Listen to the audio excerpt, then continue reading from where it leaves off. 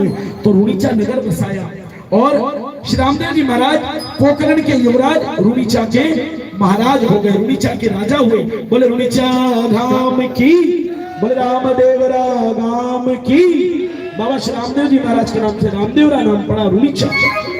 बहुत से पर्चे लिए बाबा ने, लेकिन एक पर्चा बाबा के जीवन का सबसे खूबसूरत और सबसे प्यारा पर्चा, बाबा के जीवन का नहीं, जितने भी जीवित पुरुष इस संसार में उन सबके जीवन का सबसे खूबसूरत पहलू, जिसे कहते हैं ब्यावला।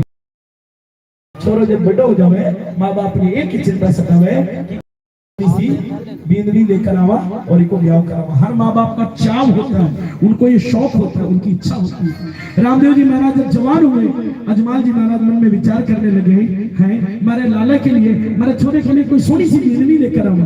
रामदेव जी महाराज का विवाह भी हो चुका था, रामदेव जी महाराज के विवाह की चिंता थी, लेकिन होता वही है जो विधाता ने लिख रखा है। भैया अब ये ब्यावला का प्रसंग शुरू हुआ, ब्यावले की रिकॉर्डिंग नहीं होगी। बोले रामाराज कुमार की।